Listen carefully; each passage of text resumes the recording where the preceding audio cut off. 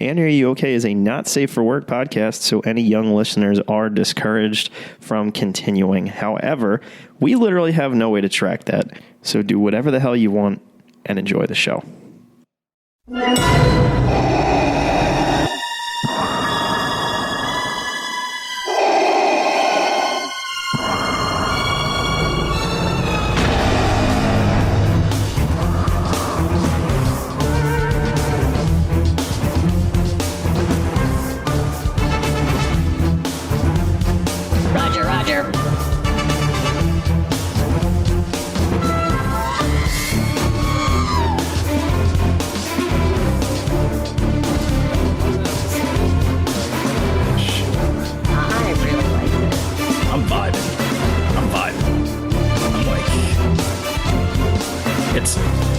I'm going through a lot of emotions because I'm letting my brain pick apart what I think is going to happen, and I'm not happy with where my brain is taking me because I feel like this is like going to be a very Empire Strikes Back type ending.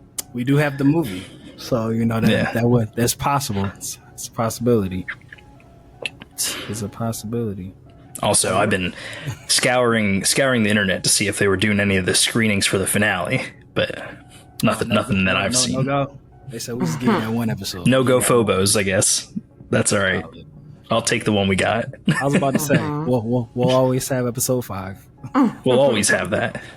Always have. No one can take that. You, me, Rae the Ruiner, Scooter, Kev, Flesh lightsaber. My business partner in the Flesh lightsaber business. It's gonna be great. I'm excited. A Star Wars part. Well, no. You beat me to it. I'm not allowed to say it though, according to last week. You're listening to And Are You Okay? A Star Wars podcast. Thank you. I thought you weren't going to do it there for a second. I was like, whoa, guys, come on now. A Star Wars podcast. Thank you, Rae. You're welcome. I am here with my co-hosts, Matt Porter, Rogue One, checking in. How you doing, Matt? I'm going good, bro. I'm always checking in. I'm checked in. That's how I am. He's checked in. He's ready to take out some ties. Rae the Ruiner is back again. How you doing, Rae? Hello. I'm good. No, it's hello there, is what you should have said. Yeah. No, my thing's usually, hey, hi, hello there.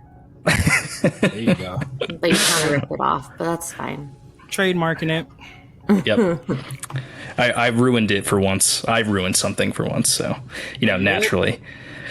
Well, we are here to talk Ahsoka Episode 7 with the good people here at And Are You Okay? And before we do so, I'm excited because I don't have to tell people that the writers are striking for their rights for fair wages and stuff anymore because they have successfully negotiated with the AMPTP.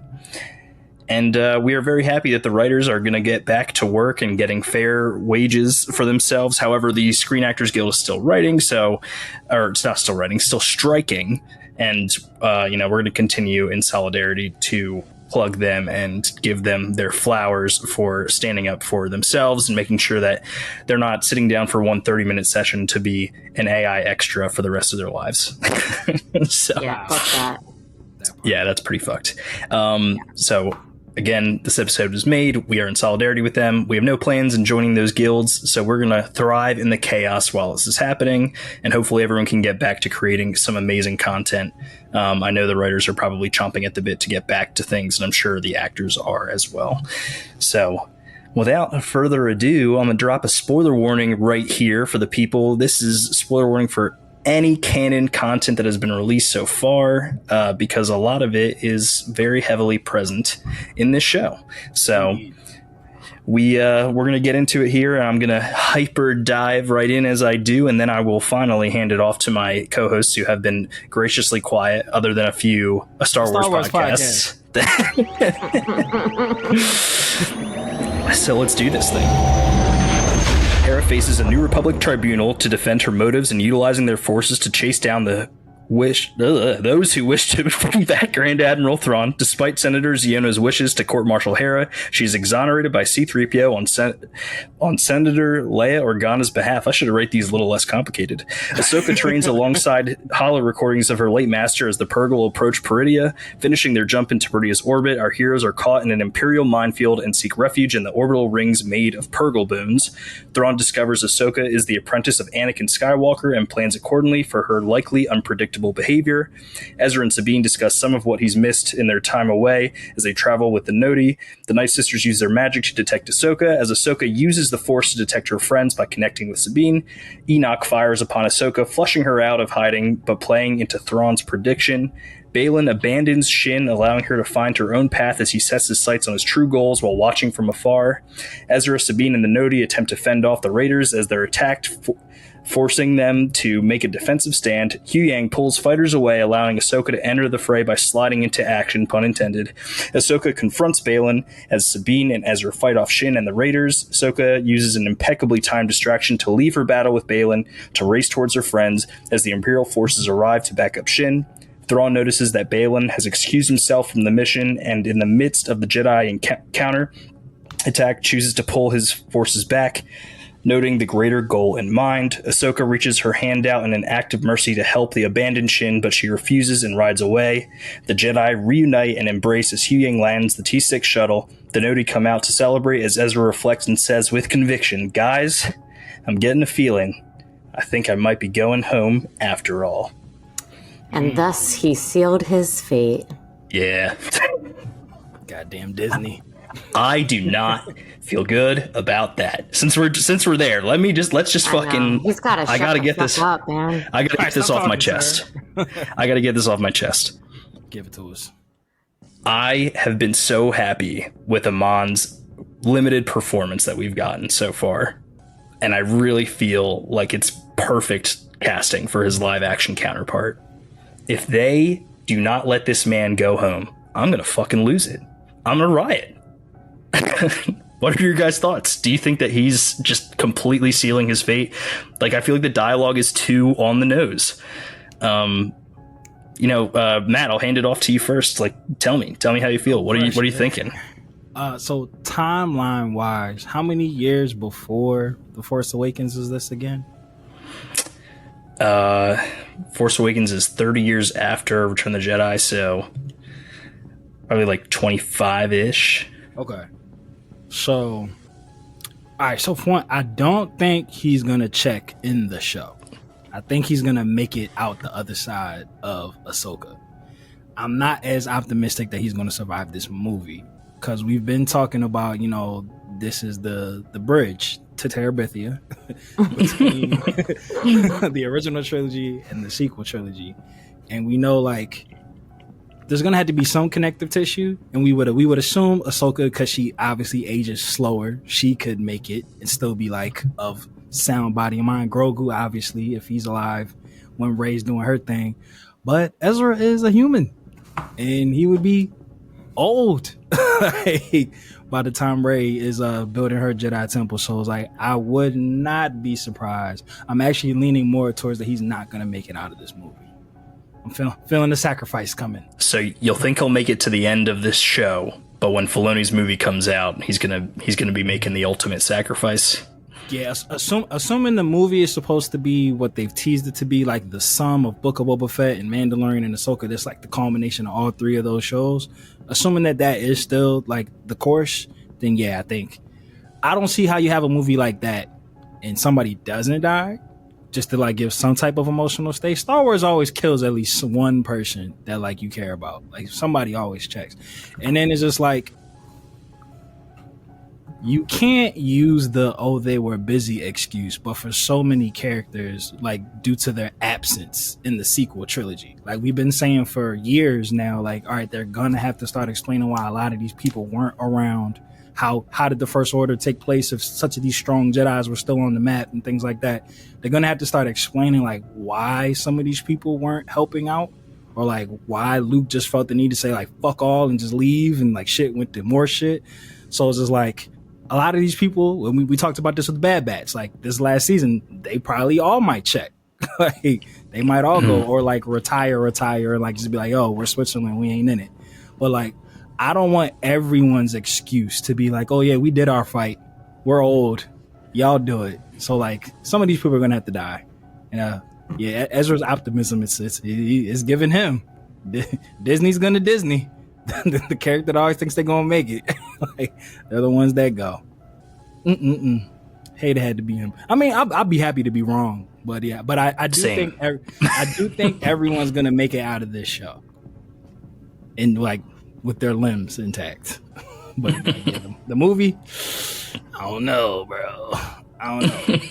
Cause look at all the big players. Like, so assuming everyone from these 3 series are gonna be in this movie. So you got Boba Fett, you got Din, you got Grogu, you got Ahsoka, you got Ezra, you got Sabine, you got all these people with main character energy. They can't all survive that film. It's too many cooks in the kitchen. Some of them gotta get bumped off. I think that there's the presence of no Mandalorians in the sequel trilogy leads me to believe that a lot of those characters are going to bite it. Yeah, big fan. So that's really how I feel. I think one of the things that makes it, like, to me, what is really unsettling and very tragic about this is that they just found him. So if he dies, like, I don't know if it's good writing because it's going to rip my heart out, or if I'm just really attached to a character that I've been, heavily invested in for quite some time and don't want that to happen. But it just feels like he's telegraphing a little bit. It's the third time I think he's said that it's really important to go home. He really wants to go home. Oh, I think I'm going to get to go home after all. Like, it's this common thread, and it just feel like they're either doing this to make us uneasy on purpose and then letting him go home, or they're really gonna just fucking off him and he's not gonna get to reunite with Zeb or Hera or train Jason. That's happening. There's no way that they're not gonna let him reunite with Zeb and Chopper and Hera. Like, that's the one thing I'm holding on to, man. After that, I think he'll make it back. I think he'll make it back home, but I don't think he's gonna survive the end game. I don't think he's end game. I think he will. I think that I'm okay with that, actually. Yeah. It's really just like there's more for the character to do in live action, in my opinion. Oh, yeah. I just feel like I actually really hated the line that he had this episode at the end. Like, it just felt so forced and like was not natural at all. I hated it. And like Disney. And it was just so out of place. And I made the joke last week and I was like, oh, I hope I'm not right. But like, now it feels like they're shoving it down your throat. So it's like, are they like, it's an obvious movie trope. Like, it's an overdone movie trope. You say you're going to get out and then you don't get out type of thing. So are they fucking with us, making it so blatantly obvious so that we think that? But that kind of feels like it's an insult to our intelligence, if I'm being honest. But then otherwise, like, why the fuck do it? Like, I don't know. I mean, I also feel like I agree. It's such a waste to not get the Ghost crew back together. So, I mean, for that alone, I'm holding on to that. And I agree. I think like he could make an incredible sacrifice in the movie, but I don't know. It's if he doesn't die in this, what was the point of all those? Like, I guess I don't. Yeah. Can I give you a really like outside the box theory on this one? It's like a common. Okay, we'll move on. Don't ask stupid questions. Like it's not your podcast. A Star Wars podcast. I thought we were changing it to Rae, a Star Wars podcast. Oh, yeah, that's right. That's the rebrand after this. But a lot of George has said this in interviews a lot, and Dave echoes it a lot as well. And like, these stories are for kids. I mean, it's one of the reasons why Han Solo doesn't die in Return of the Jedi, is because George wanted a happy ending. He's like, no, everyone's going to walk away from this one. And the stories are for kids. They constantly repeat that. Maybe his hope to get back home and get to like a safe space is kind of like a message that, like, for all we know, it's something that Filoni's trying to push out there via dialogue to be like, don't give up. Like, keep holding on to like your hopes, because it's like it is going to get better no matter like how much you've been through. So that's kind of like an outside theory for maybe why he'll make it back home. But like I said, I think I told Rae after we like finished the episode, I was like sick to my stomach because I just felt like they were telegraphing his death. Yeah, I'm feeling like, again, because plot always has to plot, and like Rae said, movie trope after movie trope. I feel like the people, I'm going to try to word this. If it sounds weird, just walk with me. I feel like the people who the excuse would have to be more elaborate for why they haven't been helping, those are the people that are going to die, if that makes sense. Like, Yeah. of course they would have been there. Now we need to explain why they weren't. Like, if it's like, I feel like those people are the people that are going to die. Like, Ezra's been so involved in the rebellion and getting Lothal back and fuck the Empire. Why wouldn't he have tried to help stop the First Order, or been a part of that, or been like a known figure in the fight? You bring up a really good point. That's why a lot of the Ghost Crew is sidelined from the rebellion, is because they're protecting Lothal. Like, right. They choose to stay there. And I mean, hell, Sabine doesn't even go to save her people on Mandalore. It's something that we're like learning as the series progresses. So maybe they're just trying to hold on to what they have, but at the same time, it's like it is a little odd to be like, yeah, you're so entrenched in this, you know. You wouldn't have felt, like you wouldn't have left, like, yeah, because I feel like it's not in their character. Yeah, and that's kind of what I was saying like a couple minutes ago. Like, you can only give they were busy to so many characters before it just becomes like lazy writing. It's just like, all right, you have no idea where they were at, so that's why they were busy. Yeah, I mean, in Rebels, Ezra says he's like, I'm going back to Lothal, and that means I'm staying there for good to defend them. And of course he ends up making a sacrifice and leaves them, but ultimately he frees his planet. So who knows if they can set something up like that again. I mean, I doubt that they're going to do something like this, but we don't know what type of time difference happened. Well, I guess no, we do know. The time difference that happens traveling to Peridia is not one that, like, we're not talking like Interstellar, where they like went down to a surface of a planet and 40 years pass. You know what I mean?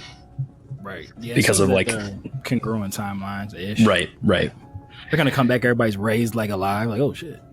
That'd be fucking nuts, wouldn't it? It would be pretty wild. And it's after they beat fucking Palpatine the second time. I was like, oh yeah, missed a lot. So now that we're like kind of wrapping up this Ezra conversation, I do want to hand it back off to you guys to talk through some of your favorite moments from this episode. There was a lot of really cool things that happened, some awesome action elements. Rae, I'm gonna hand it off to you first. Like, where do you feel like this episode really fucking hit for you? I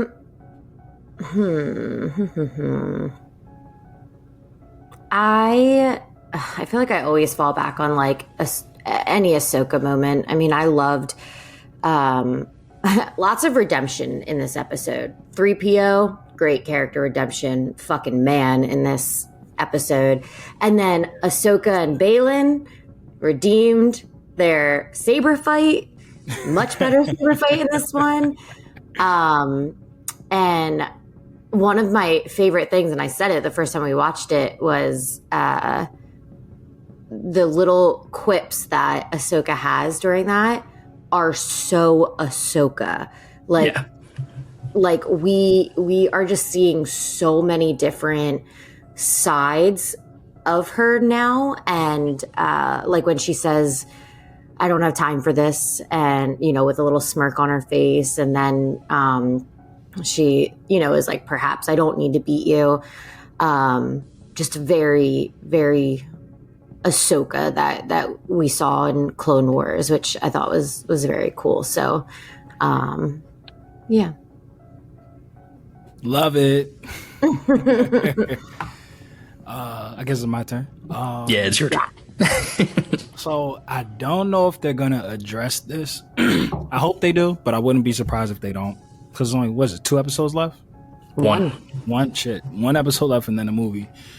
And I don't even know if this was intentional, but I'm gonna assume that it was. I really liked how after Sabine, Ezra, and Ahsoka were all reunited, that Ahsoka only gave Ezra a hug. Like, even though she hasn't seen him in 15 years, it's like, obviously, like, she's gonna embrace him. But I really liked the fact that, like, Sabine and Ahsoka just, like, acknowledged each other, but it felt like it was still like, bitch, you still betrayed me. It's still like, you still kind of fucked up. Like, yes, the ends justified the means, but it's like, could have went about that a different way. I kind of like that, because, like, I felt like there was a moment where, like, when she peeped that she was alive, and they, like, paused, and I thought they were gonna, like, run to each other and embrace sisterly love, but, like, they didn't. And Ahsoka was just like, oh, you think I'd miss out on this reunion? And then she, like, hugged Ezra. So, like, again, I don't know if that was intentional, but I do like the fact that the last time they were around each other, like, you know, Sabine did exactly the opposite of what Ahsoka wanted her to do. And then we had talked about in, like, the last episode or 2 episodes ago, when Ahsoka was, like, doing the sense echo, and she, like, saw that Sabine gave up the map, like, that did hurt. Like, she was, like, hurt that happened. So, like, again, I don't know if there's gonna, like, be a conversation between them two, like, hey, let's get it all out on the table, because, like, we still don't know, like, why they stopped talking the first time. So maybe that'll be part of the healing journey. Like, hey, you know, I hope so. Like, hey, I let you down. Hey, I let you down too. All right, cool. Let's squash it. But I did, like I said, if that was intentional, I really did like the fact that they it was just like, I'm happy. I'm gonna let this moment be about Ezra, but me and you got some shit that we need to address. Like, I liked that dynamic played out, and the fights was great. And Shin, I'm liking Shin more and more. I don't know why. I don't have no idea, like, what her purpose is in this show, but I enjoy it. I enjoy it. Like, I like how I don't know what the word I'm looking for is, but I guess honorable. Like, when someone says something, like, she holds them accountable to it. Like, even if she don't agree. Like, when she didn't agree with Balin, like, keeping Sabine alive, but, like, when he changed his mind, he was like, wait, like, I thought we were going to keep her alive. Like, she's seen, and I don't know if that's, like, you know, some Jedi teachings or some lingering of some Jedi teachings, but she seems very the honorable samurai, and I like that. And I'm pretty sure that's probably going to come into play, like, in the last episode. I liked that you picked up on that. I do think, just to talk on your Ahsoka and Sabine point, I think a conversation has to be had. Ezra still doesn't know why they're there now. And why they're there now is leading into the conflict. So I think a tough conversation is going to be had, but I do think Ahsoka is going to be quick to forgive just because of her journey. While she was away, she has been through a lot. So she's probably going to realize that time is short, and, you know, we need to kind of, like, embrace these things. Yeah, she made a mistake, but the mistake's already been made. So what are we going to do about it now? Right. That's kind of how I feel like things might get resolved. But that doesn't mean that Ezra is going to necessarily accept that, you know, they're here. He might still be upset about the circumstances of why they're back and what could potentially happen because they're back and there to bring him home. But speaking on Shin, I like that you picked up that seems to have, like, a code of honor, or, like you said, an honorable samurai. I think that's a good pickup. I think her motivations are unclear now because of Balin abandoning her, which makes me wonder how unhinged she will become. That's what I can't wait to fucking see. I think that because she is powerful, she is talented, and she now no longer has her guiding light. I think she's going to go off the fucking rails and be a fucking force. Yeah, I do think that was again, fucking plot has the plot, but, like, them letting her go strategic wise was the dumbest thing. Like, I liked that Ahsoka gave her a choice, though. Right, so they was like, yeah, like, we can help you, but, like, y'all didn't have to let her run off. I'm like, bro, that's the op. Like, she's a heavy hitter over there. I feel like she saw her literally just break and watch everyone just fucking abandon her. Like, they watched that happen. So I almost feel like it's, like, maybe underestimate. Like, I agree, but, like, maybe underestimating her. Like, well, let her go, you know, figure out her shit because everyone just fucking abandoned her. What is she gonna do, type of thing. Word. But yeah, I almost thought that she was going to, like, give up for a second. Like there was like a moment I was like, oh shit, all right, they going like reluctant friends become enemies, enemies become friends. But but like when she ran off, I was just like, I don't know if I would have let her leave. Might have held her there. I mean, she's got to be looking for Balin, is my guess. Which I mean, I have no fucking clue. No idea. That man is off the reservation. Yeah. He said, I have a glorious beard. I can do what I want. That's what he said. But yeah, I'm very curious. Dude, Mike, I know your Captain runtime. Do you know how long the last episode's supposed to be? Or has that information? They have not revealed yet, so but I do know the director is Rick Famuyiwa. That man doesn't miss. So every episode of Star Wars television he's directed has been fire. So What is he directed? I was about there. Not for me, right? For the Yeah, no, we know. we know. Tell what he's everyone doing. else. But tell everybody else. Yeah. So yeah. he does both Prison Break chapters of The Mandalorian. Prison Break chapters. The Bill Burr episodes, right? Yeah. The Bill Burr episodes. He's done both of those. We knew that. And I also believe he did the season finale for The Mando. season finale of Mando, season 3. Yeah. I had a feeling that when I saw that episode, I was like, oh, that screams him. Yeah, for sure. Yep. I already forgot what his name was. Well, yeah, that's Rick why I said Famuyiwa. Yeah, You that guys are guy. killing me. yeah, the guy that did the thing. Yeah. Oh man, He's great. the guy, not Filoni, one of the other ones. Yeah, that other guy. Not Bryce Dallas Howard. The other. Yeah. Somebody else. But yeah, we knew that. Matt, I gotta ask, how did you feel about the Force connection? That was cool. I was alright with that. I was fine with that. That's what I said. like- I was like, you know what? If this is the extent to what they show, I can get down with that because it's more of a Bond thing than like using the Force type of thing. Because Finn had that, and he was untrained completely. Like, he like had that oh shit I feel you type thing. So I was just like, I ain't mad at that. I'm not mad at that. And that could have been because I feel like they have such a sisterhood, so it's just like that could have been part of it too, like help amplify that. But yeah, I wasn't upset with that. I was totally fine with that one. So but I'm sick of these Force scares. Like when she tried to do the Force and the plane flew overhead in the last episode and like shit started shaking. She thought it was something. I was like, yo, stop playing with these Force teases. I don't want it. I don't want it.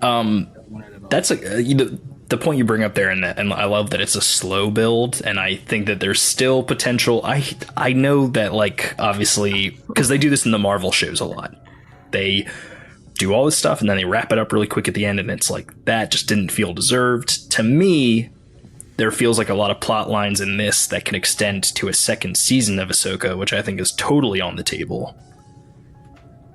Do you guys think that that's kind of where we're heading at this point? Obviously, like, the movie for Filoni is going to happen after some additional seasons of television during this timeline. Do we believe Ahsoka's going to get a second season that's going to allow these characters to flesh out more and learn more about this conflict with Thrawn? Or do you guys think that... Is that Sorry. confirmed? That's what, no. Are you about to ask the same question? Literally asked the same question. Is that confirmed that more stuff's coming out before the movie comes out? Well, Like we know for a fact that Skeleton Crew takes place in this time period, and that is the next Star Wars show that is live action Star Wars show that is slated to come out. And Dave's movie's like down the line.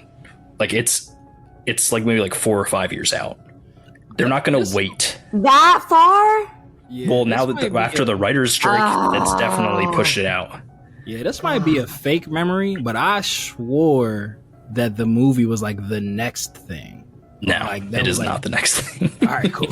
Not like the next thing like coming out next, but I thought like in terms of like us like Mando, Book of Boba Fett, Ahsoka, I thought like the movie was like the next part of this. No, the next part of it is Skeleton Crew. I would imagine that we're probably going to get another season of Mandalorian. I know Mandalorian season 4 is a thing, because Okay. It better be. Favreau and Filoni have already talked about, like, we needed to start planning for things in season 4, so we've laid the groundwork for some of it in season 3. Maybe that's why people are, and really in Star Wars, like, these shows kind of like they take on a life of their own. And if I've learned anything from Dave, it's that he doesn't mind telling a longer story, but they always are decisive with their story at the same time. Like Rebels could have gone on for longer than 4 seasons, but they decided to cap it off at 4 seasons. Like decisions like that are probably being made, but Mando is definitely getting a season 4. I feel like Ahsoka is kind of primed for a season 2. I think the reception of it's been super strong. Any criticism I see for the show is really nitpicking, to be honest. And the episode 5 of this series is the highest rated episode of Star Wars television, over episodes of Andor. Not even a surprise. Obviously. Yeah, but I'm just saying, like, Andor is like an Emmy caliber show, I love and Andor. It's my Yeah. and that episode of Ahsoka has been rated the highest. So I don't know. I feel like, don't get me wrong, I will take as much Ahsoka as they want to give me. But I don't know. I would worry it. I guess to me, it would all depend on what his plan is for the movie, because I would hate for, just to fill in time for us, they just put in fluffer that I don't think they're going to do that. I don't think so either, but that's what I'm saying. Like, if he truly had a movie in mind for not too long after this, a second season of Ahsoka just sounds like a lot. Nah, I'm rolling. But I would love it, and I feel like Dave is going to stick to whatever plan he had. But that would be my only setback with having a second season, is if it at all fucks with Impacts whatever the movie. Yeah. Because if you think about it, they kind of handcuff themselves with the fact that this is filling a gap. Because all right, we know where this ends up. We know that the First Order and Kylo Ren, the Knights of Ren, Snoke, we know it gets to that.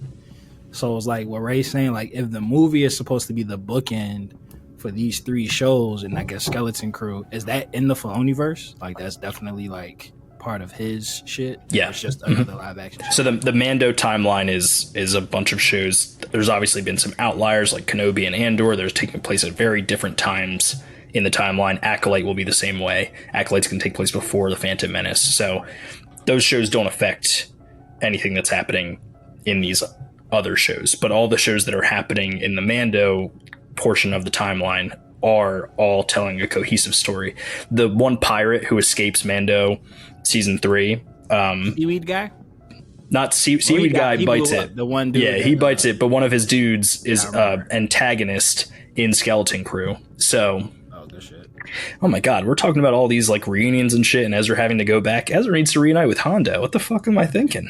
Look, bro, that's what I'm saying. Dude. He's gonna survive the show. We're clearly not seeing Hondo in this show, but I was gun-ho on seeing Hondo during Ahsoka. But real quick, for the audience, Mike, not for me. What is Not for her, not for her. what is the Skeleton Crew and the Acolyte, or whatever you say? Okay. For the audience. For the audience, yeah. Let's Jude Law, right? Yeah, Listen up. Skeleton Crew is a show with Jude Law, and it's being directed by John Watts, and it's supposed to invoke the old Amblin films, where kind of like E.T. and stuff like that. He's kind of the coming of age story for a bunch of younger characters, but Goonies of Star Wars. essentially, yeah. But they're paired up with Jude Law, who, for all intents and purposes, sorry, spoiler warning, he's likely Force sensitive, is what the rumors have been. So it's another Jedi who has survived, and he takes in, I guess, these guys, and they're the Skeleton Crew. What it was supposed to do. Dog, I saw something the other day, and I was like, if 100 out of 10,000 Jedi survived, is it really that big a deal? That's plausible. That's what I'm saying. That's plausible. I'm not going to gripe anymore. Seems like it wasn't as effective as one would have hoped. they just love going back to that scene too. So we know we'll see it from his perspective. Maybe even Balin's by the end of this. Well, somebody needs to put together like a super cut of all the different versions of Order 66. I think that they exist, and every time another one gets added, they're like, son of a bitch. Yeah. Motherfucker. So is Skeleton Crew all new people that we don't know?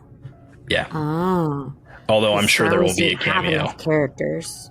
Okay. Yeah. Ray, world building. Come on. And then to bring it back to Ray's point about like the fluffer, I agree, because it's like if we know the end game, unless they get left and all of season 2 is about to be them getting off of Terabithia, which I wouldn't be upset about. Mm-hmm. But it's just like if they get out and go back, it's just like I feel like it is going to be like busy episodes just to like fill the time until the movie. Guys, this is my least favorite argument in all of fucking movie television. Like, I hate when people are like filler. It's not fucking filler. People thought the Purgle episode of season 2 of Rebels was filler, Mike, and now look at it. You're not saying it's filler. No. And I think what Matt's saying, because we have been on the same page the entire fucking episode, it's not that like Filoni would plan it out that he was doing a season 2 before the movie and the season 2 would just be filler.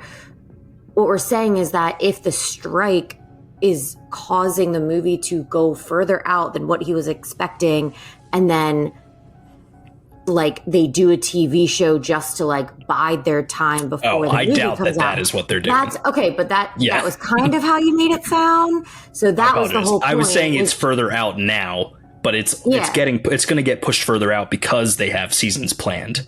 Like they have an idea. They haven't released like the structure of everything. I mean, they were introducing shows left and right, and half of them have gotten canceled. There was supposed to be a Rangers of the New Republic show. Where did that go? It just seems crazy happening. that like just what this is kind of coming to could have a whole other season and then a movie. Yeah, because it feels like, especially with Ahsoka and knowing for a fact that there is another season of Mandalorian, I would assume they're going to do something with Boba Fett again. Like they definitely, he'll show up again for sure. Yeah. I think the thing is it's like, okay, Thrawn's going to come back, but he's not going to all of a sudden be this like massive powerhouse. The Imperial remnants are still in disarray, and because we know the First Order is a thing, I have a feeling that not every single Imperial remnant is going to align themselves with Thrawn when he comes back. So there could be a whole storyline about them infighting. And then you have the New Republic who's reluctant to fight. So, maybe Ahsoka and the Ghost Crew and whatever New Republic people who believe in that conflict is going on have to go recruit elsewhere. And that's where the Mandalorians come in. Like, there's a lot more that they could do to set up the movie and not have it, obviously, like big, important story points. It would be nice to have a few of them in there so it doesn't feel like we're all just using this to build up to the movie. But I feel like in the grand scheme of things that is partially what the length of these series being put out there is to do. I mean, if you look at Clone Wars, which was a 7-season show, there are points towards the end where they start wrapping up plots that they started in like season 1 and season 2. The whole Mandalore plot, while it is capped off in season 7, has these like massive turning points in season 5 when Maul kills Satine, takes over Mandalore. These are all like arcs in and of themselves that are like some of my favorite in all of Star Wars. And they're not the end. You know what I mean? Like those added weight to the build up to those things that eventually came at the end of the series. So yeah, I'm on board for whatever Dave's plan is. Oh yeah, facts. No, we trust. I guess to contextualize like what my fear is if you include in like the comics, like the Ben Solo comic, the Kylo Ren comic, and all that stuff, like they've already filled in a lot. Like we know Luke started a school, we know Ben was part of that school, we know he tried to kill him in his sleep, that led him to fucking fake Snoke and all that shit. Like we know all that. And we know that we're rapidly approaching that. I guess my fear would be, I don't want season 2 of Ahsoka to be, if it didn't exist, it would have still got us to the movie the same exact way. Like if season 1 stops, that's fair, and ends, and then the next time this gets addressed is the movie, I don't want to feel just as fulfilled as if I watched the whole second season to get into the movie. Which is I think that's fair. And not everyone is as like up to date on the timeline as me. If this is all happening within a year, yeah, sure. For the audience, for the audience, for the audience, if this, let's say Mando's season 1, 2, 3, Book of Boba Fett and Ahsoka happen, like within 1 or 2 years after the like the 5-year confirmed time gap between Return of the Jedi and Mando season 1, then Ben's only 7 and he doesn't go to train with Luke for another 3 years. So if we got 5 seasons of television that made up 1 to 2 years, there's a lot more story that could be told in that time frame. Just saying.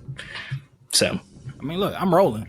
I'm rolling. Yeah, like I said, filler's not the word that I would use because it is world building and it would all be relevant. I trust Dave with my whole entire heart. Like, yeah, no, I think the way you put that though, Matt, was like perfect. Like, thank you. If we could have, it's fair. It's definitely fair. If it turns out that like we could have gotten to the movie without it, that's where I'm like, like we could have got to the movie without this whole second season.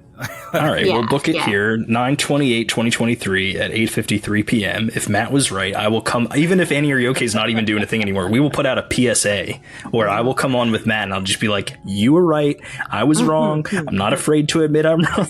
Hey, look, I'm here for y'all. We all together. We're one band, one sound. Act like we're not going to be in that movie theater next to each other, slapping each other's knees. Like, did you see that? Big facts. big facts. Big facts. But if to what you were saying, Mikey, I would not be upset if season 2 is focusing on like infighting amongst the Empire, like Thrawn, like because obviously the First Order isn't Thrawn, and he doesn't appear to be involved. I don't know if he's alive, at the time. He might be, could be somewhere. That's one of those another explanation where he been at this whole time. So if it is a lot like infighting and like Thrawn's trying to bring back the Empire, but they wanted to be the First Order, and like wherever Snoke pops up, if it's a lot of that, I wouldn't be mad at that. Like I'd be cool with like seeing how the First Order like came to be. But just in regards to like our protagonists, I'm like they're running out of time to do shit before we catch up, and that's why I'm just like, I don't want them to like hurry up and rush everybody to like have something to do before the movie comes out. And listen, if they just do Clone Wars flashbacks for the entire season, I'm cool with that too. Big facts. Big facts. Just put every episode in theater. It's fine. Yep. I do love shows that do the like past and like present storylines that like run back and forth, because like the themes of what's happening in both timelines are cool. So I would be for that. We made a lot of predictions for where we kind of like see the universe going in general, but let's rewind a little bit. Let's shorten our scope here. How do you guys think the next week's going to end? Do you think we're going to be left with a massive cliffhanger? Are we going to find out what Balin's been searching for? Are they going back to the known galaxy? Like, Matt, I'll hand it off to you. Like, where do you feel that it's going? I mean, I know that we've all been kind of like making points, but I'd love to hear what you have to say. We'll pass it to Rae and then we'll get back to me. So we talked about this a lot on the Andor World Tour. That the end of every episode, like we thought that they were going to go one way, and boy, did they go somewhere completely different. Like I didn't know what the fuck was going on each week, and I loved every second of that. Like, Me too. They're definitely going to do this next week. No, you're subverting my expectations? Yes, please. So I'm just like, I honestly don't know. I think, and this might have been a chess move on Filoni's part, like, knowing that the movie is supposed to wrap all this up, like I don't see anything of finality like happening next week. Like I don't see like how I don't feel a conclusion coming to anything. So it's just like I have no idea. Like I really have no idea like what's about to happen. Like all right, so let's talk about what we do know. We do know Balin's looking for something. We don't know what. We know he's looking for something. We know that he went out to do it. We know that he essentially told Shin, like, oh, hey, you're not a Padawan anymore. Go have fun. Daughter, not my daughter. Like, do your thing. So we know that she's like... not my daughter. we know she's lost in the woods right now. She don't know what to do. Ezra still don't know that anything. Sabine and Ahsoka kind of fumbled the bag. And like you said, Mike, I can only imagine. He's like, yo, I sacrificed 15 years of my life for y'all to like have given him a way to get off this planet. Like, I'm pretty sure he's probably not going to be too happy about that. And then there's so many like things left to be answered. I don't know. That was a long-winded way of me saying I have no idea what's going to happen, and I'm okay with it. Like, it's kind of exciting. And now I'm very excited. I'm going in blind. I have no idea. Take those glasses off. Look, just toss them. I don't even know, because it's like there's so much stuff that needs to be answered. It's like I don't see. I'm of the headspace that they're either gonna answer all of it or none of it. I don't see like how you get any in between, because it's like so many things that are happening right now are like all connected. Like it's like, Thrawn getting off the planet, why Balin accepted this mission in the first place, like what was his end game here, like the Night Sisters and all that stuff. Like it seems like everything's connected, and we still don't know about Smoke. We still don't know like why he was what he was, or like the stormtroopers are the smoke troopers, whoever they are. There's a lot going on in the planet. Why the Night Sisters want to get off that damn planet so bad? Like we don't know any of this stuff. So yeah, knowing that this movie's out here, the specter of this movie's looming large. Yeah, I don't know. I got nothing, buddy. I got nothing. We gonna see some fighting. There's gonna be some Jedi stuff. Know that. Gonna feel the Force on this one. Yeah. All right. So, if I had to like make one prediction, I'm not 100% sold that they're gonna get off the planet in the next episode. I feel like Thrawn's gonna get off. I don't know like if Ahsoka, Ezra, and Sabine are gonna get off, but they might we might see like smuggle your way onto the ship type situation where they gotta like sneak onto the Star Destroyer before it like takes off. It's like I like this. Keep going. Yeah, because I feel like they're gonna have to tell Ezra like, yeah, bro, this was a one-way trip. We're kind of stuck here, but Thrawn can now get off. Our bad, and they're gonna have to like race to get to the ship. And I feel like there's gonna be definitely like, we need to be on that ship. I feel like we might get one of those type of hurry up before they take off scenes. But other than that, I got nothing. Got not a thing. I have no idea. The Ruiner. You're up. This might be a dumb question. Are the Night Sisters trying to leave as well? Yeah. That's the impression I get. They fear something on the planet, is what Balin said. There's a power that they fear on Peridea. Them shook. Yeah. Shooketh. Huh. I don't remember that. When he was talking to Shin. Yeah, I don't remember. I guess I didn't remember it being like specifically about the Night Sisters. Yeah, I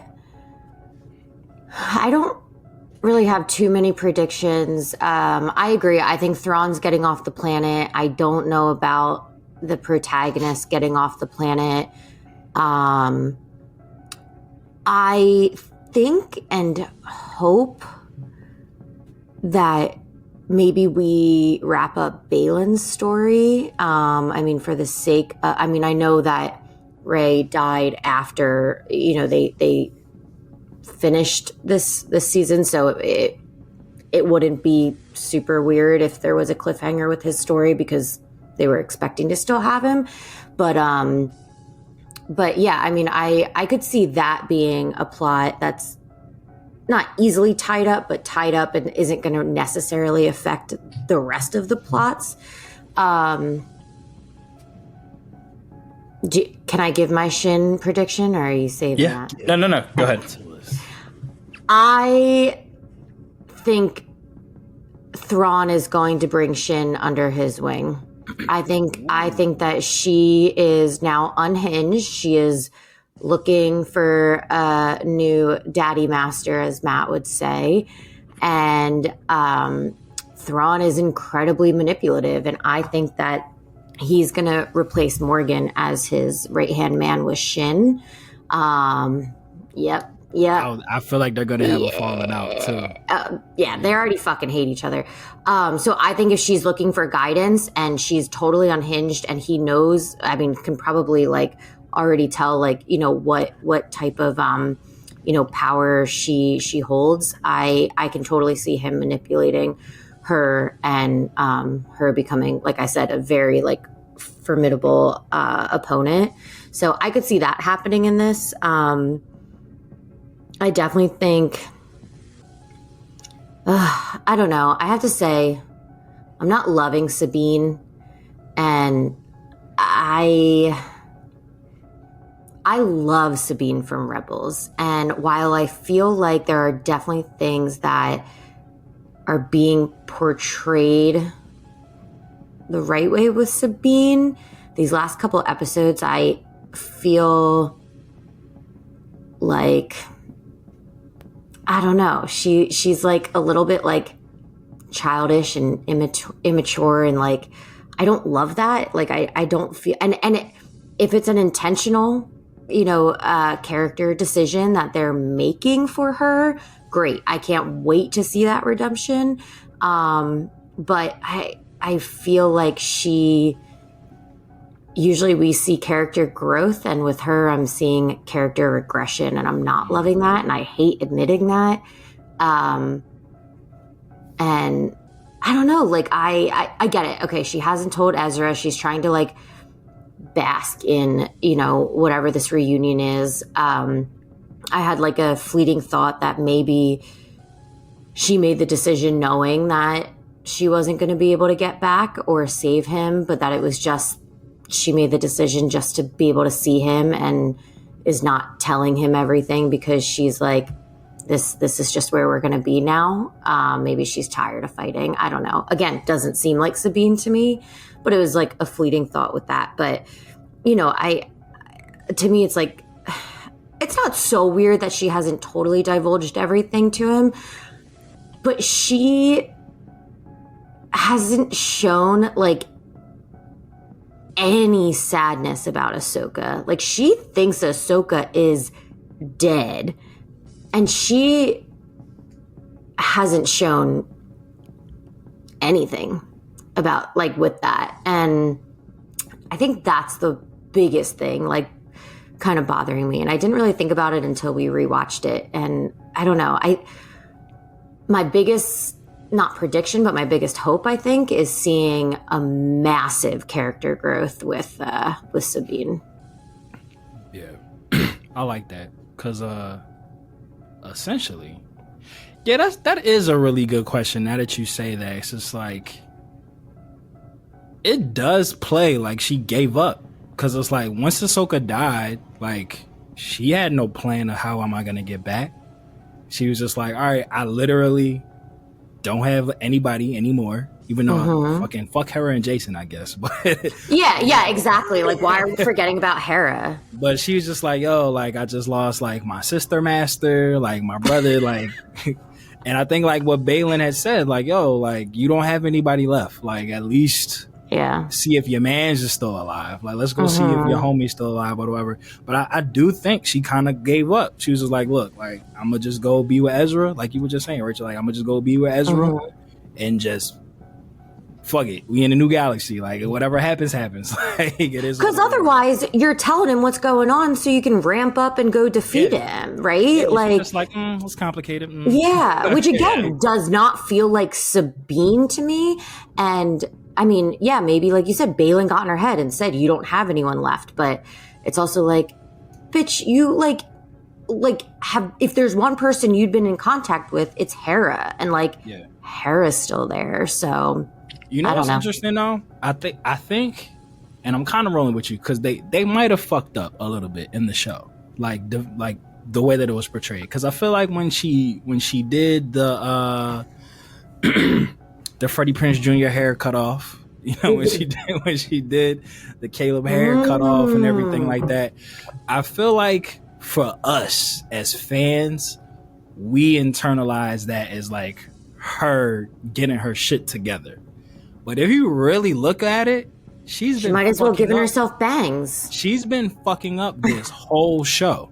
Like, if literally from the first episode until now, she's been fucking up. So for real, she kind of is on par with where she's been. Because, like, if you look at the very first episode, she skipped out on the whole ceremony because she didn't want nothing to do with it. She was like, yo, I ain't a rebel no more. I just want to chill in my abandoned shack with my loth cat and do graffiti and grow my hair out and ride my bike. And then, like, when Ahsoka pops back into her life, she's like, let me help. And she keeps fucking up. She blows up the robot. And Ahsoka's like, yo, you've done enough. Chill. She tries to fight Shin, gets stabbed. Yo, you've done enough. Chill. So then it's just like, even when they finally get to what was the one? Where's the place that they went before? Cetas. Yeah. They go there.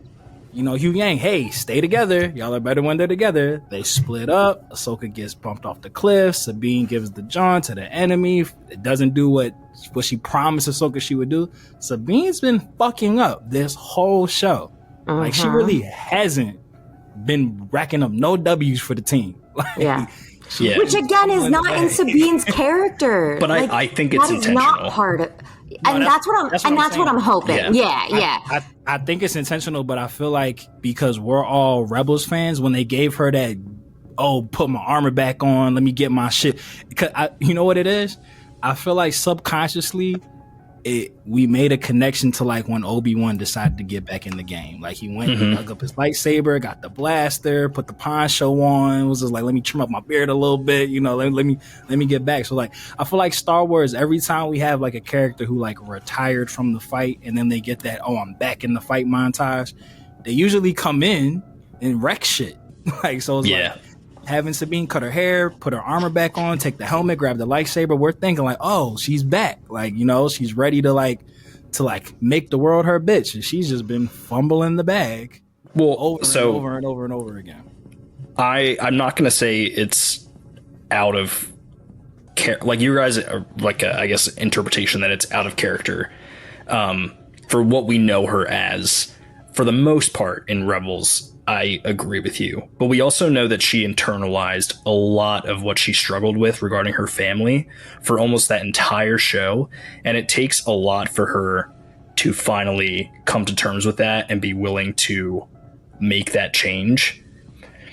She's been through a lot since Rebels ended to now. And I think that she's still been struggling this entire season. And maybe her like guiding compass was just, I told Ezra, or Ezra is counting on me. Ezra's counting on me. Ezra's counting on me. So nothing else mattered to her, even though she had all of these things that she cared about. Ahsoka even said she was like, she didn't have time to make the right choice. And Hugh Yang says, maybe to her, it was the only choice.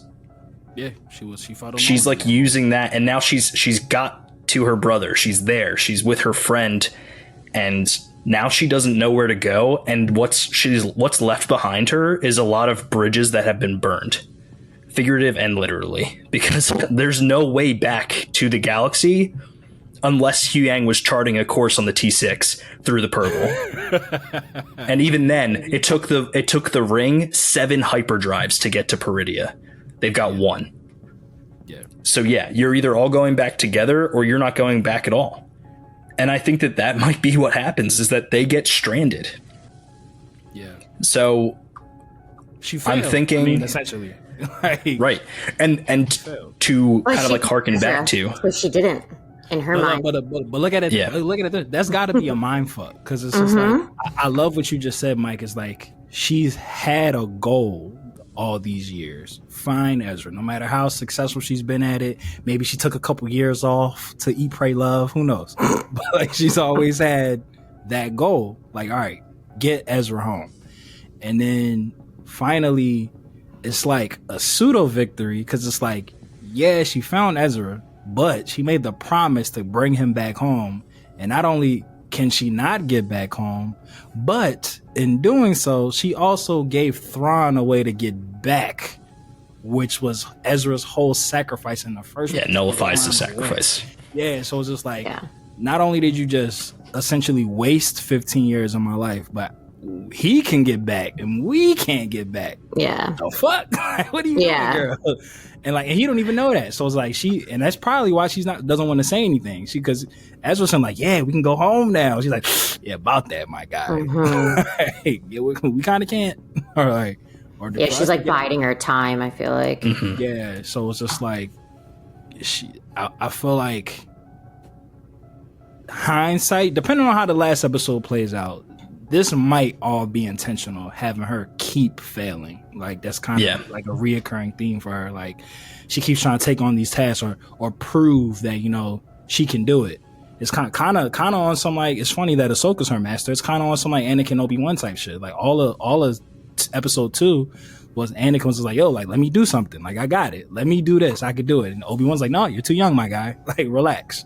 And a lot of what this show has been is Sabine being like, hey, let me help, or let me do this, or let me do that. And Ahsoka's like, I'm not sure. And then Sabine did it anyway, and she fumbled the bag. So it's just like, she's been, I won't even say falling forward, because it don't seem like she's learning from her mistakes. Like she just like keep bumbling her way through shit. So, I think she's struggling to make it to what's next. Yeah. It's like every moment is like an opportunity for her to get back on the right path, and she's running away from her responsibilities, if that makes sense. Like, and that's quite, and that's how it feels. That's quite literally like feeding her cat. Yeah, and it's funny you say that. Okay. That felt we can't go off on this tangent because it is. I have an Ask Me Anything that's specifically about the cat. So, but before we'll come back to it. Before we move on, like, I think what you just said is kind of like that's crazy imagery, because like the introduction of her in the show was her literally running away from her responsibilities. Like she was supposed to show up to that ceremony and get her award, and she's like, "Nah, I'm good." So it was like, yeah, she's running away from her responsibilities, but at the same time, like begging to be taken more seriously, like to get more. Like her whole thing, like, oh, can't we speed up my training so I can be ready and stuff? And she's like, that's not how that works, and that seems to be like. That's kind of seems to be Sabine's downfall in the show. Like she's looking for the quick fix, and it tends to make shit worse every time she does it. So like that's her Achilles heel right now. So I'm gonna play off that a little bit with some of my predictions, and in the theme of me feeling like we're kind of at that midpoint, the Empire Strikes Back point, I think we're gonna end on some pretty dark things. And part of Sabine's fuck up could be having helped Baylan get to this planet, because maybe he's about to unleash something that is worse than we could possibly imagine. Maybe Thrawn is just the appetizer, and that there's something bigger that they're going to have to deal with. We got a whole entree. All right. My sisters feared it. They're like, the pizza is too big. We're not going to win the prize of eating it for free. That's why they're leaving. I'd win that prize. We gonna get that. Can eat any amount of pizza. Nothing can stop me. But so that's something that I think Baylan, it would be convenient, but I think that like maybe Baylan goes to that source of power that's calling to him, and it kills him when he finds it. Ooh. So that's something. I also think another tragic thing, which I would get what I want by having Ezra go home, but if they all get imprisoned and that's how they make their way back, and when Thrawn makes it back to the known galaxy, the first thing he does is park his Star Destroyer over top of Lothal and completely destroy everything that they protected. Ooh, you think they gonna blow up Lothal? Holy shit! They about to Alderaan this shit? Oh my god! Not Alderaan. The planet won't be destroyed, but they're going to orbital bombard and just kill everybody. All the people we know. Ryder, Jaikel, everyone who's been inhabiting that planet. My heart just sunk. We are at the point where we're going to have to start explaining why some of these people weren't involved. In the series. So and I could see Thrawn being vindictive like that. 100%. But I feel like Thrawn is enough of a tactician not to bring them with him. Yes, I was going to say that. But I think he's sadistic enough to make them watch that happen.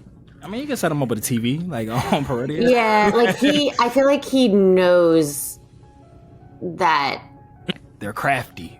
Yeah, they are. They are crafty. You're right. He probably wouldn't do it. There's a chance that they could get away. I'm just trying to think of some tragic things that could happen that aren't Ezra dying, so that I can talk myself to sleep at night. Them getting left behind would be tragic. But to your, it's funny that you had said that, Ray, about him taking Shin. I do feel like him and Morgan are going to have like a falling out, because I feel like there's definitely like some trepidation between them two. Well, she seems to be like dickmatized by Thrawn, but Thrawn's just kind of like, all right, man. Like, leave me alone. Yeah. But I wouldn't. Does anyone else get the feeling that the other Night Sisters don't like Morgan? That's what I'm saying. You can't sit with us. It's given me, and I don't know if I want it because I hate redemption arcs. But I would not be surprised if whatever falling out Thrawn has with Morgan, he leaves her behind as well. And they team up. She teams up with Ahsoka and them and whatnot to like help them find a way back, like using her magic. Like that wouldn't surprise me. I wouldn't hate it. I was gonna say I wouldn't totally hate that, but that'd be interesting. Yeah, like, I could see Shin leaving with Thrawn. Yeah, like whatever Balin does. Like I'm kind of rolling with you saying like whatever Balin goes in search of, kind of kills him. Like I kind of rolling with that, and I see like Morgan getting left behind, and then they're like, "Hey, you want to ride with us?" So, like, type time. Yeah, I do think I'm aligned with you guys. No matter what happens, Thrawn is going back. Mm-hmm. Oh, he's definitely getting back. What happens with everybody else is yet to be determined. Part of me wonders if Hera will even be in the next episode. But we'll see. So I have some Easter eggs. I think we've kind of reached that point in the discussion. Unless you guys have something else you want to bring up before we move on.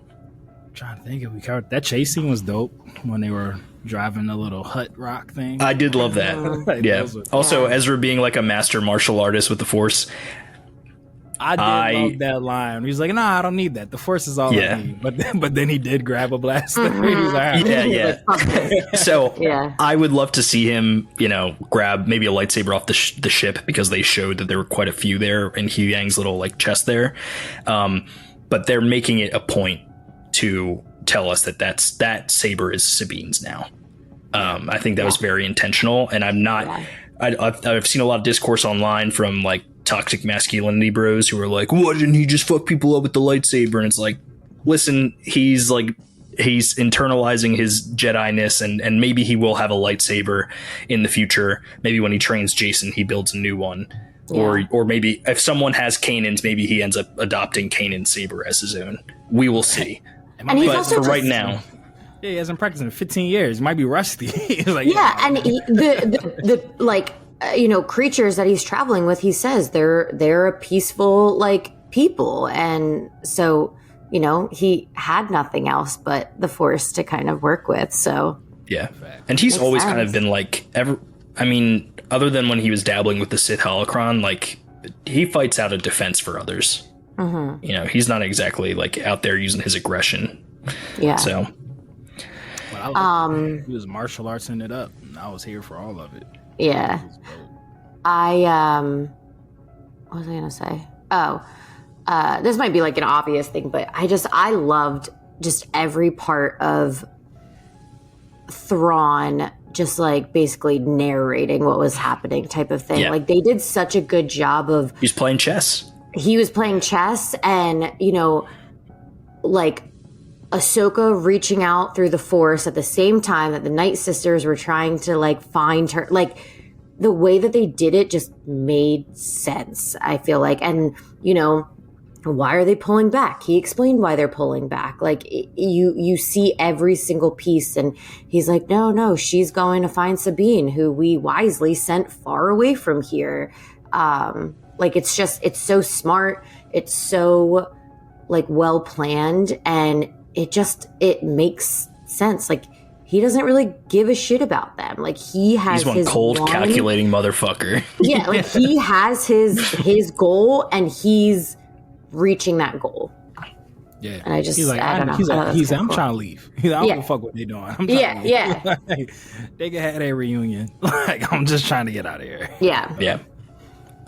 This shouldn't take long, but what do you guys think they are loading up into the thing? I've seen a lot of theories that it's corpses. Corpses for the Night Sisters to reanimate because they kind of look like coffins. Sorry, that was another thing I wanted to say. When we've seen the soldiers, they are alive. They are alive. They are alive. Yeah, so that means that they're. I mean, they could still. I think I predicted that some of them might be Chiss based off the way they were chanting. But we didn't see any for all of them intents go and up in purposes, smoke. nobody. Yeah, they're the people that went with them. Yeah. But sorry, yes, maybe it's corpses for what you said. That just brought me back to wanting to point that out. It's funny. I was gonna ask about like that loading shit too, because my whole thing is, sir, you've been sitting there for 15 years. Why the fuck wasn't your shit packed? That's true. Like, what did he need? Maybe to be able to do it. Because I'm like, if I'm looking at, they had the map to get to him and help him get back and blah, blah, blah, help him because he couldn't chart the path. That's why they needed to go there so he would know how to get back. Nothing of Morgan's arrival and or Ahsoka's arrival has provided Thrawn with anything that he already didn't have being on this damn planet for 15 years. Why did he wait? Maybe the sisters were using it as leverage. I would have my bags packed already. So then when they touched down, like, all right, we out. Like they're almost done loading the ship. Like that should have been done. Plot. Look, I would have. Look, my bags would have been packed and by the door for 15 years. I don't care how long. Bags been packed. I'm ready to go. He's got I got my toothbrush. I got my corpses. Let's go. He said, "Me and He-Man are out of here." But I just found. But again, I know plot got a plot, but I just found that interesting that he waited until the opposition showed up to start getting ready to leave. Like I would have felt that he ought to all, especially Thrawn being the planner that he is. Like, you waiting until the moving day, like to pack your shit up. Like, all right, cool. Like, yeah. Maybe once we find out what it is, it'll like make sense that there is a reason that it couldn't be done until then or something. Maybe they were digging for shit. I don't know. Yeah, something. but I don't think was expecting like people opposing him coming to him. True. He could have been collecting something. And I've waited 15 years. I can wait a little bit longer. Yeah, like if they were coming to get him and Sabine didn't go, like then Ahsoka wouldn't have come, and then no one would be looking for Ezra. So like they wouldn't have been fighting the clock with like an opponent, I guess. But true. He was dragging his feet. He's like, "We'll get to it tomorrow." Yeah. Yeah, I mean, I'm rolling. We'll do it. We'll go with that. We'll go with that. He didn't feel the pressure of maybe it exceeded the Star Destroyer's like weight limit, and he's trying to have really good fuel economy. Yeah, it's tough out there. It is tough out there. Limited resources. Now that he knows where he's going, he knows how much gas he needs before he ain't know. So he's like, I don't know what to take. I don't know how long we're gonna be in space. Oh my god! One last thing before you get into the Easter eggs. I'm so sorry. I don't think this is going to be explained. I think this is something I'm going to just have to accept for plot's sake. But, like, how is it that all those Purgles were going to die? Like, they just happened to find the right one, and it was like 10 of them. And then they were getting killed, and they were like, fuck this, never mind, and changed their mind and went somewhere else. We don't want to die. Well, maybe Ahsoka convinced them to make the trip. Like maybe they don't always go there to die. It's just a migration pattern, right? But that's what Thrawn said. That's what Thrawn said. Okay. He said they come here to die. And you're saying that Ahsoka talked the whale into committing suicide for her own personal gain. That does not sound like Ahsoka. That does not sound like Ahsoka. Yeah, no. Outside of the one that they rode, some of those Purgles look mighty young. Yeah, they look spry. Little babies. Or maybe it's like they're like maybe they're like accompanying the ones who are about to die. Oh, maybe like a family trip. Like, all right, we're shepherding you to death, and then we go on about our day. But it was just weird that they made it a point to say again, like, I'm not sure where this is taking. You know what I mean? And talked about all the I love like the exchange between her and Hugh Yang where she talks about like the chances are high and he's like, no, they're not. Like that whole exchange was great. But like, I feel like they made it a point to say that.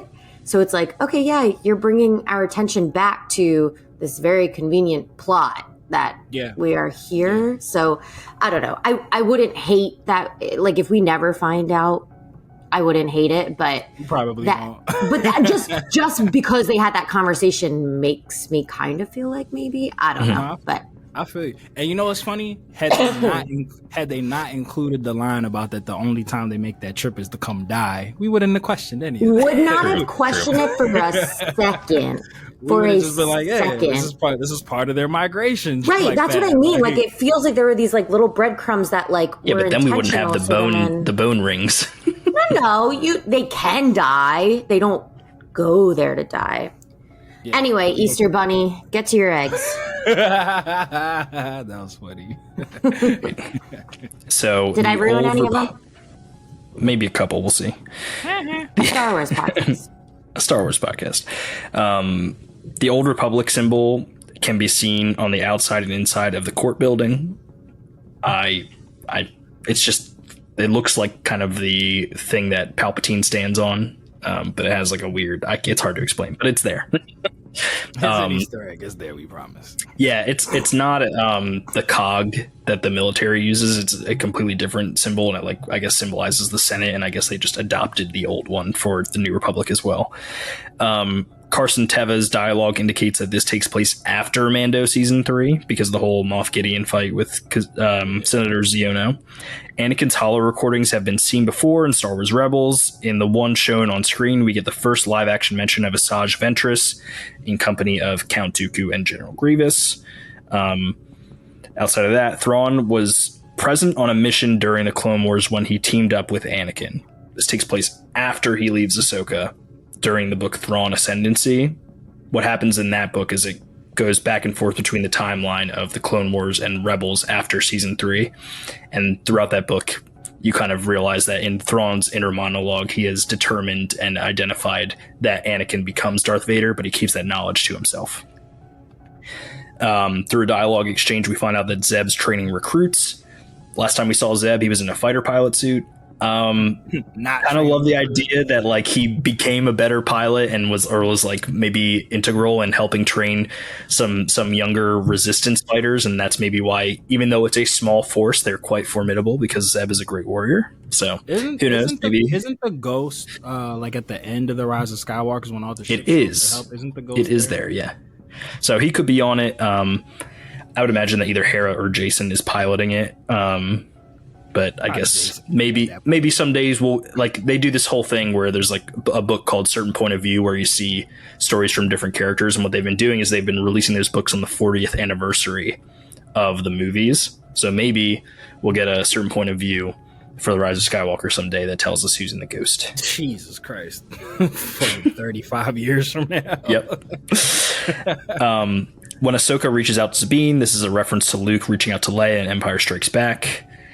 That's one of those things where it's like that connection. I don't think we've quite seen that in other Star Wars stories, maybe like vaguely, but that's to me the most obvious callback. And then the Imperial gunships that were present in this episode were seen in the hangar in the previous episode, but this is the first time we've actually kind of like seen them functioning in live action. So the troop transports, those have been in Rebels, they're in Clone Wars as well. This is the first time seeing those in live action. Those were all my Easter eggs for this episode. Did y'all? I know we all try to avoid new rock stars pre us talking, because we don't want to chopperjack any of their ideas.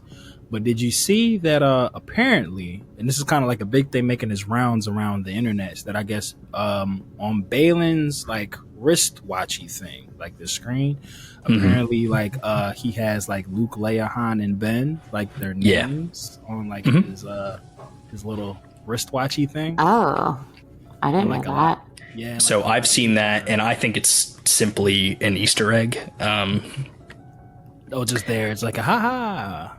Like I don't think that it means anything. Like I don't think he's hunting them or anything. It just happened to be some Aurebesh on his thing. That, though? Does he just put things in? Oh yeah, there's the amount of like dumb shit that the Aurebesh spells out. Sometimes it's just random letters. Like it doesn't even mean anything. So I feel like that's very specific though. But I could see it being just like, oh hey, cool. But I feel like that's like kind of important. Like to like have like young Ben's name mentioned on there is like, why put that in there if you don't want people to like start speculating? Yeah. Right. I mean, look, who knows? Maybe it'll play out. Yeah, that was a deep cut theory from you. Well, now that we're done, okay. Sorry. A Star Wars podcast. Yeah. Quick question. When Thrawn finds out that Ahsoka's coming and all that stuff, and he then finds out who her master was, he says something along the lines of are there two ships? Are you sure there's only one ship? Yeah. Yes. Why do you think he said that? Planning for extra contingencies. I think in his thought process, he was like, "Oh, we've identified there's only one ship. Well, my strategy is this because of that." And if there were more, that he because would change. That phrase came right after him finding out who her master was. So I didn't know if there was a reason beyond strategy. I don't know. Yeah, I guess maybe we'll find something out, but I think that it was just a strategy play. Yeah, that makes sense. It could be because he knows that they're so resourceful. He's like, all right, if I take down this one, is that it? Right. There's no more ships? Yeah, Right, yeah. Cool. But yeah, I like that part. He's like, wait, who's her master? All right. Tricky. But no, I like that scene. I like that whole that chase through the bones, the elephant graveyard. That was cool. That shit was lit. I flinched. Stupid fucking. Oh no, I didn't flinch, but I was definitely driving with her. I was like, oh. So this is we will get into the Ask Me Anything segment in a second, but apparently Ahsoka is going to be a part of Star Tours, and that is definitely the sequence they're going to use. Is flying through the 1,000% coming out of it. Yeah, and coming out of the Purgle's mouth. Yeah. No doubt. Hugh Yang. Yeah, Hugh Yang will be like, and we're clear. Yeah. And then your shit's lift up. Yeah. Please exit to your right. Yep. Then you get in line again, and you do it again. And Yep. All right. Well, it is without further ado time for Star Wars Ask Me Anything. Ask Me Anything.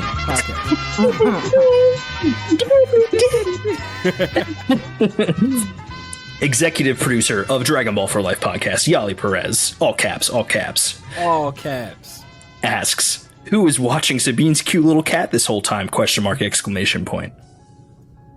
Yali, did you not listen to our first episode? No, I think she did, but I think it's... I know, I'm kidding. I just want to talk about Ryder watching the cat again. I know. That's my favorite theory. That is my favorite theory as well. Did they leave those chopped up robots in there? They could have repurposed them things. nanny bots. Yeah, them assassin droids. Yeah, like IG-11. Yeah, there you go. Okay. All right. Just repurchase the assassin bots. Yeah. Also, the Loth cats are not supposed to be domesticated. They're wild. And she domesticated it? She left her door open. It just comes and goes. Yeah. So, he should be fine on his own. Also, this isn't the first time we've seen a Loth cat in live action, and this one to me seems like a stoic older cat. It's you seen said it's some not shit. The first time? No, we've seen him in Mando. It's on the sorghum planet in Chapter 4 of the first season of Mandalorian. There's a Loth cat there. It's all animated. This one's definitely like a puppet or some shit. But it looks older and it's kind of like a cat that's I'm dying, I'm just chilling, feed me. So maybe it's just there with one of those automatic feeders. I mean, that's not out of the realm of possibility, right? Assuming that it's the Loth cat that's in the portrait that Sabine drew, that thing must be 10, 15 years old at this point. Loth cat old as shit. he ain't going nowhere. He ain't running away. He's like, yeah, I'm fine here, yo. And avid listener of the podcast who probably thought we forgot to mention him this week, Jeremy, asks. Jeremy. So last week he had asked a question that we had already answered, so I kept it off. But he had an interesting question on top of his question. So he asked, "What do y'all think Baylan is after?" We have talked about this at length, but he said, "Do you think we'll see the Force priestesses in action?"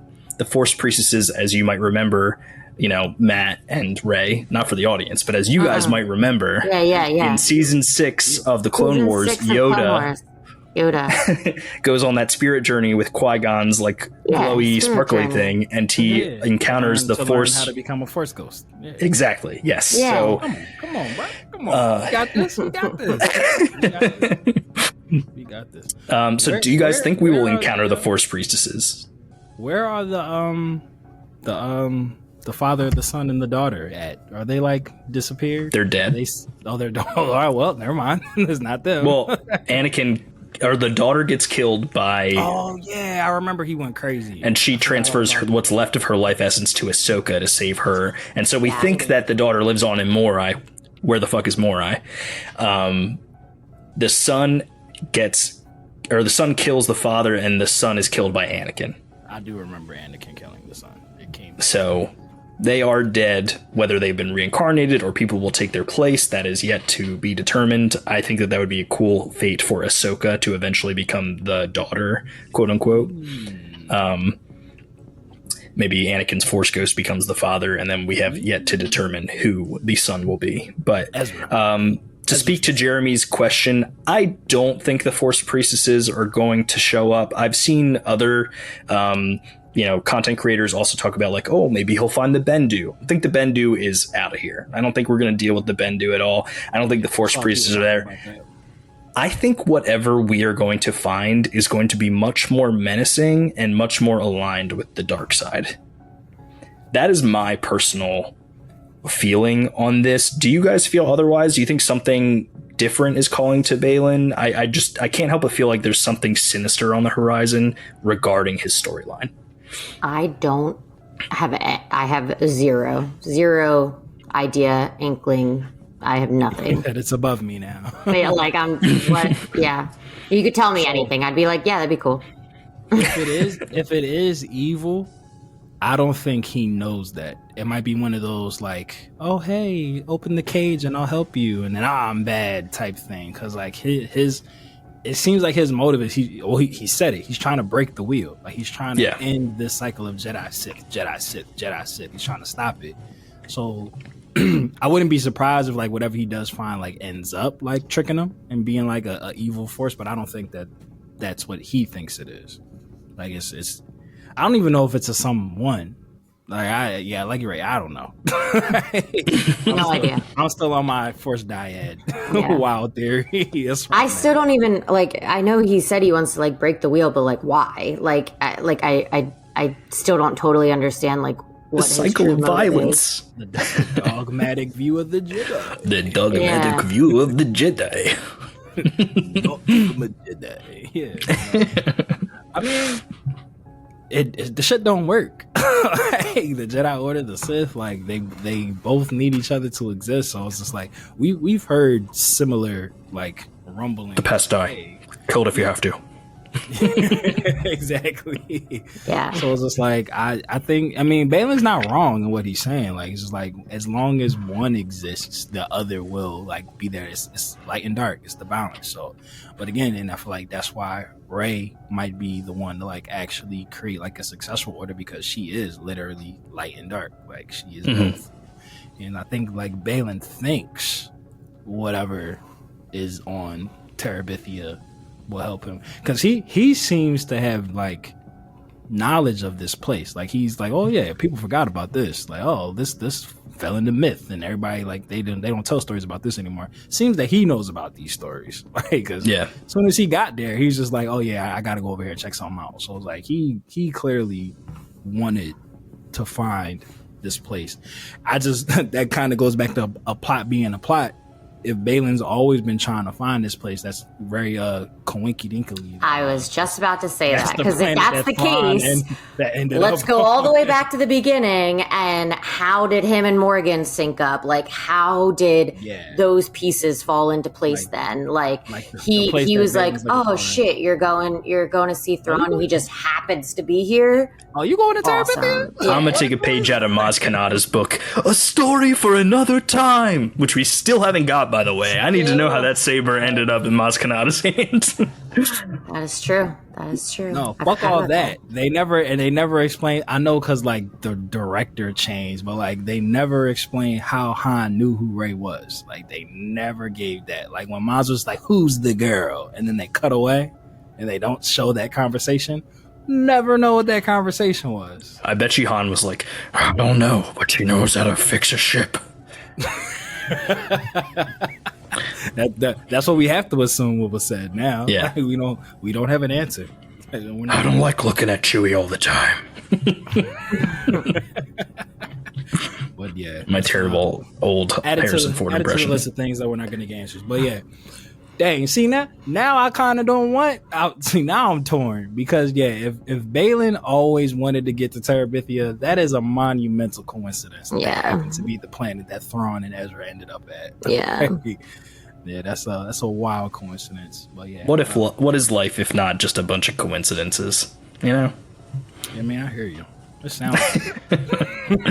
Well, that has been our long-winded prediction for more than just Ahsoka.